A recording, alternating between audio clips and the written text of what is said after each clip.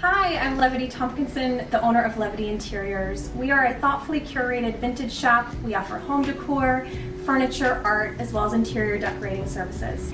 Hi everyone, my name is Meg and I am the owner of AR Workshop Tampa. We are a DIY boutique workshop. So we offer tons of different custom projects here. So we've got all different project types. We've got Lazy Susans, you can see kind of some of them here in the background, but we've got Lazy Susans, we've got plank trays, we've got frame signs, oversized signs.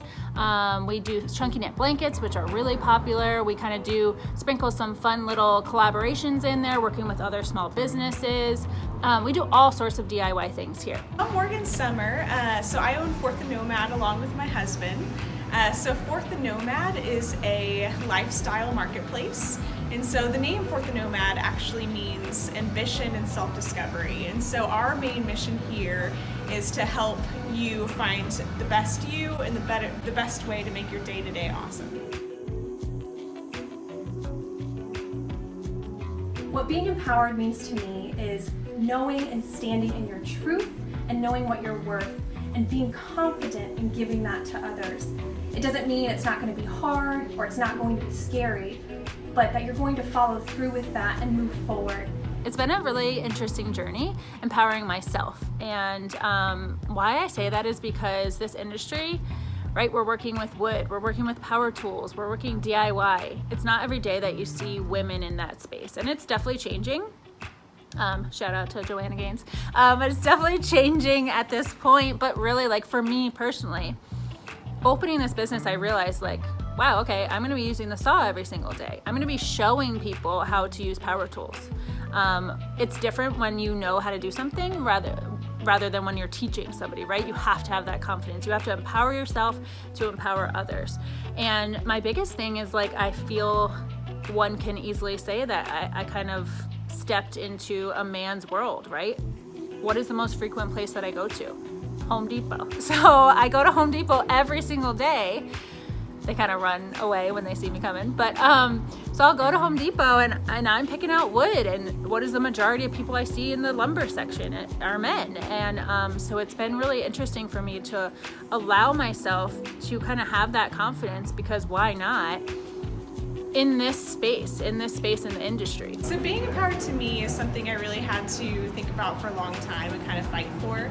I think being empowered has been a process for me. I think when I first started a business, I didn't feel qualified in a lot of ways. I didn't feel confident in a lot of ways. And I feel like being empowered is almost giving yourself permission from within to really take charge, to really do what you need to do, and just to have the confidence to lead within your passion, and that's empowerment to me. And the advice I'd give to other women in my field is to just go after what you want.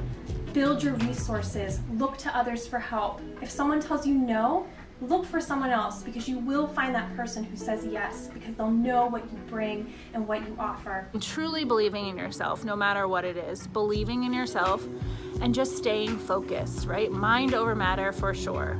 And just allowing yourself really to just fly, because if you don't, you're always going to wonder, you know, what things would have been like if you allowed yourself that space. So the advice I'd give to other people in my field is the ability to pivot. I think that as a woman business owner, I feel like it's really easy to get discouraged, especially when things don't work out the way you had initially planned.